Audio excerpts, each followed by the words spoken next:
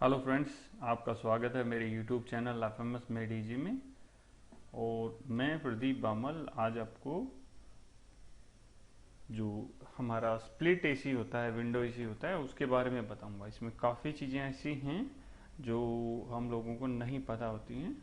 आज हम आपको बताएंगे क्या क्या चीज़ें हम इसमें कवर कर रहे हैं कि टन क्या होता है। कई बार ये होता है कि कितना टन है, टन जो होता है वो क्या होता है। उसके बाद हम जानेंगे बीटीयू के बारे में। ब्रिटिश थर्मल यूनिट होता है वो क्या होता है। इसके साथ साथ में जानेंगे कि कितने बड़े कमरे में हमें कितना बड़ा एसी लगाना चाहिए, उसका मेजरमेंट कैसे करते हैं। और उसके बाद में आता है कि ईईआर क्या होता है, एनर्जी एफिशिएंसी रेशियो जो होता है वो क्या होता है। ये सारे काफ़ी इम्पोर्टेंट चीज़ें हैं जो हमारे डे टू डे यूज में भी काम आती हैं और अक्सर पूछी भी जाती हैं। चलो स्टार्ट करते हैं। सबसे पहले कि जो हमारा एक टन क्या होता है, जो एक एसी होता है उसमें एक टन होता क्या है। एक टन एक एयर कंडीशनिंग को ठंडा करने की क्षमता होती है कि वह कितना ठंडा कर रहा है। इसको अगर आप लोगों को मैं एक बेसिक उदाहरण के लिए तौर पर समझाऊं तो अगर हम एक टन बर्फ को एक रूम में रख देते हैं और 24 घंटे की जो समय लगेगा उससे जितनी उस रूम में जो कूलिंग होगी उसको हम एक टन बोलेंगे। जो हमारा एक टन होता है वह 12,000 बीटीयू के बराबर होता है। बीटीयू क्या होता है हमने आगे पढ़ेंगे उसके बारे में, पहले भी हम देख चुके हैं। British thermal unit. अब हम बात करेंगे ब्रिटिश थर्मल यूनिट के बारे में। थोड़ा सा इसको भी समझना जरूरी है क्योंकि अगर हम एसी की कैलकुलेशन निकाल रहे हैं उसमें ये काफ़ी महत्वपूर्ण है। एक बीटीयू होता है वह 0.000293 किलोवाट के बराबर होता है। आप लोगों को मैं एक चीज अभी क्लियर कर देता हूँ, ये किलोवाट इसकी पावर नहीं है, ये इसकी कूलिंग कैपेसिटी है जो किलोवाट में है। इसके बाद में आता है हमारा एक टन होता है हमारा, उसमें टोटल कितना किलोवाट होता है ये भी नॉर्मली पूछा जाता है। एक टन में हमने पहले देखा था 12,000 बीटीयू होता है और हम उसको एक बीटीयू से गुना कर देंगे तो हमारा एक टन का किलोवाट आ जाएगा।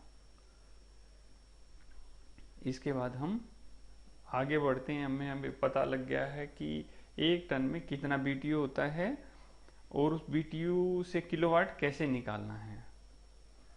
जो हमारा 3 वाट अगर नॉर्मली आपको रखना है, 3.5 बीटीयू एक वाट के बराबर होता है।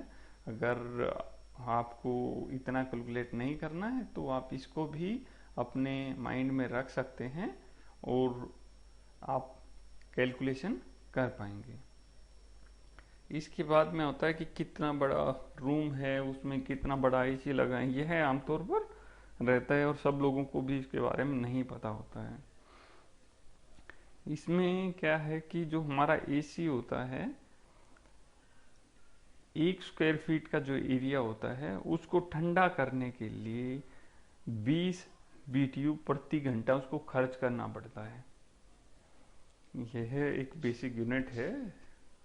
इसमें अभी हम बात करेंगे कि जो हमारा एक रूम है, हमारा 100 स्क्वायर फीट का एक रूम है, 10 बाई 10 का एक कमरा है, उसमें कितना बड़ा एसी लगाएं।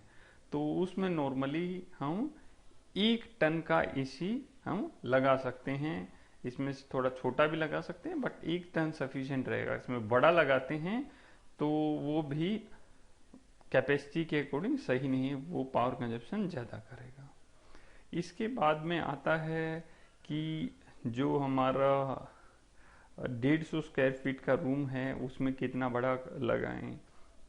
उसमें हम 1.5 टन का एसी लगा सकते हैं।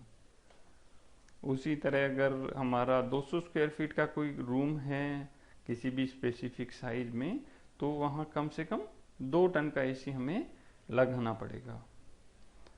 अभी आ जाता है ERR, एनर्जी एफिशिएंसी रेशो। यह एक बहुत ही इम्पोर्टेंट चीज़ है। इसी के द्वारा ही हम ये निकाल सकते हैं कि जो हमारा एसी है वो कितना यूनिट पर आवर, हमारा जो यूनिट का खर्चा है वो कितना आ रहा है। हमारे पास किलोवाट निकलाएगा तो उसी से हम उसका एम्पियर भी निकाल सकते हैं कि हमारा एसी कितना एम्पियर लेगा। सबसे पहले आता है कि ERR होता क्या है। यह एक इकाई होती है जो ब्रिटिश थर्मल यूनिट में प्रति घंटा वाट में मापे जाने वाले कुल द्वितीय इनपुट के मापा जाने के लिए एयर कंडीशनिंग की जो कूलिंग होती है उसकी क्षमता को नापता है कि हमारा जो 1 घंटे में जो हमारा BTU होता है, कितने ब्रिटिश यूनिट के अकॉर्डिंग हमारा कितना यूनिट आएगा। जैसे मैंने बताया कि हमारा 12,000 BTU अगर लगा है तो इसका अनुपात, अगर हमें ERR पता है कि हमारा ERR AC का कितना है, एनर्जी एफिशिएंसी रेशियो कितना है, तो उसी के अनुसार हम उसका किलोवाट निकाल सकते हैं। जो हमारा पावर किलोवाट रहता है और एम्पियर निकाल सकते हैं।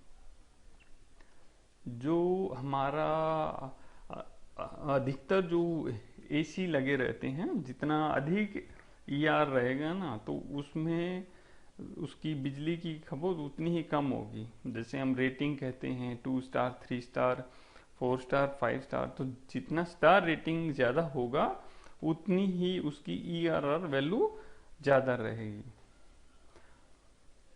बट इसमें एक होता है, जितना ज़्यादा ERR AC हम लेते हैं, जितना ज़्यादा स्टार का लेते हैं, उतना ही महंगा भी होता है। अगर आप कम चलाते हैं एसी तो आप कम रेटिंग का ले सकते हैं। अगर आपका एसी ज़्यादा चलता है तो इकोनॉमिकली आपको मिनिमम 5 स्टार रेटिंग आपको लेना पड़ेगा।